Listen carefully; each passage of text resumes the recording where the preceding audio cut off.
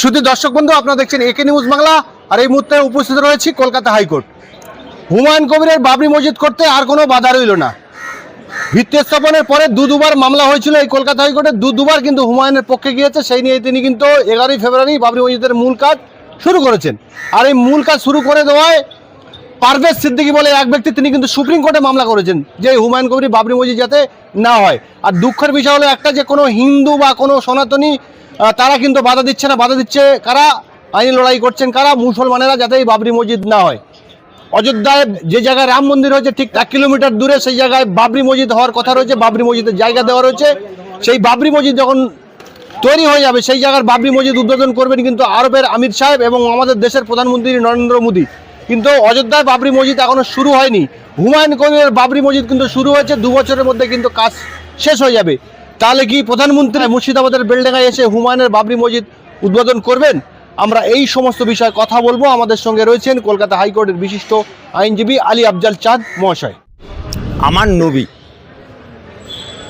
যখন নেক কাজ করার জন্য, মানুষের কল্যাণের জন্য ধর্ম প্রচারে বেরিয়েছিল, আমার নবীকে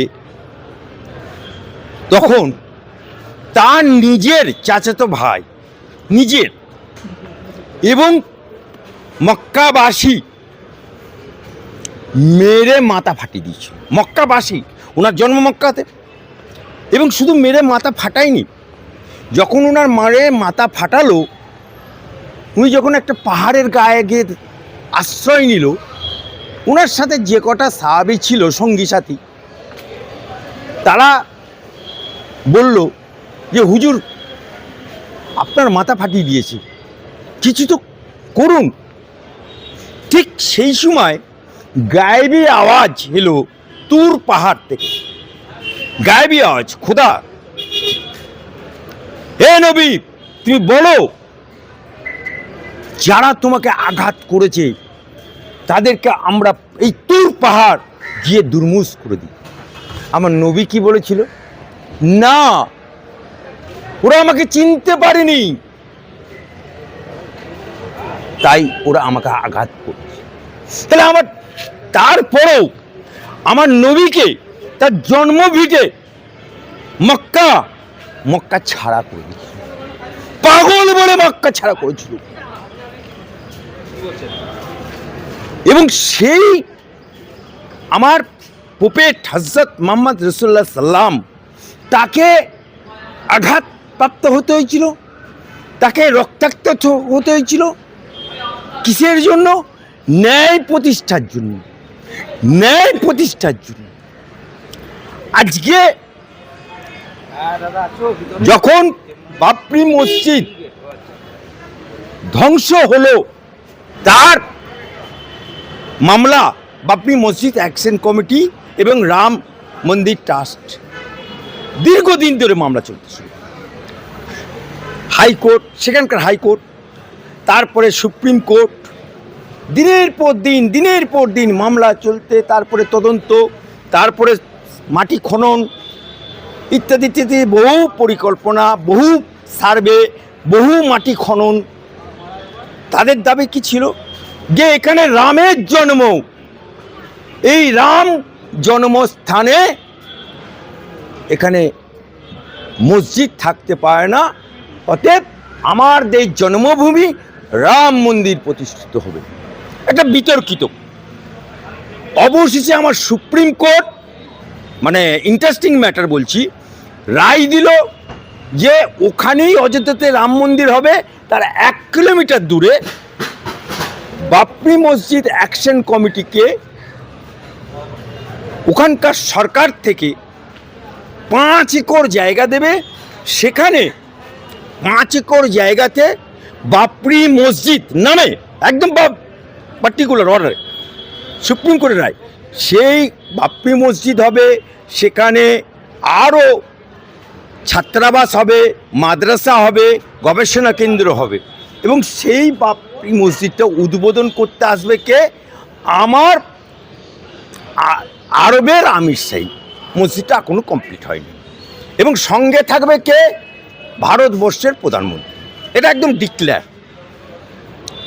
রাম মন্দির ট্রাস্টের মাধ্যমে প্রচুর দান হলো, রাম মন্দির তৈরি হলো। ইনস্ট্যান্ট মানে খুব ইন্টারেস্টিং ব্যাপার, মজার ব্যাপার যে রাম মন্দিরের যে ঘন্টা যেটা বাজায়, রাম মন্দিরে গেলে যে কোনো মন্দিরে ঘন্টা থাকে, রাম মন্দিরের ঘন্টাটা কয়েক টন। সেই রাম মন্দিরের ঘন্টাটা দান করলো কে? দান করলো একজন মুসলমান।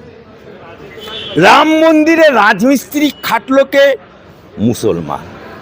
অর্থাৎ মুসলমানরা, ভারতবর্ষের মুসলমানরা রাম মন্দিরটাকে মেনে নিয়েছিল এবং 1 কিলোমিটার দূরে বাবরি মসজিদটাও মেনে নিয়েছিল, কোনো সংঘাত হয়নি।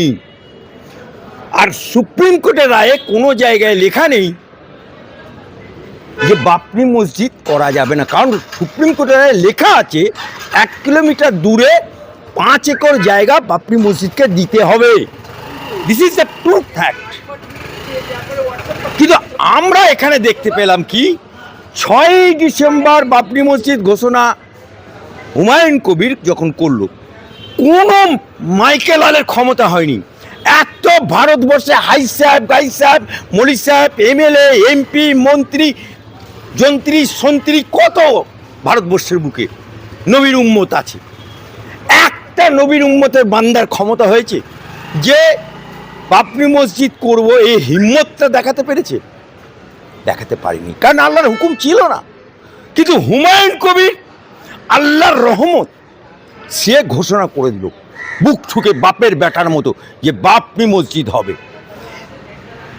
অমনি 6 তারিখে করবে বলেছে, অমনি 4 তারিখে মমতা ব্যানার্জি মসজিদ সংক্রান্ত ব্যাপারে তালাক তালাক তালাক, বহিষ্কার বহিষ্কার বহিষ্কার মসজিদ করার জন্য।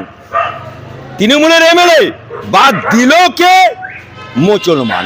সুপ্রিম কোর্টের রায় ভারতবর্ষের হিন্দু মুসলমান মেনে নিয়েছিল, তাই ওখানে রাম মন্দির হয়েছে এবং মুসলমানরা ওই রাম মন্দির মেনে নিয়েছিল বলে ঘন্টাটা দিয়েছে এবং রাজমিস্ত্রি যারা খেটেছিল তারা মুসলমান খেটেছিল।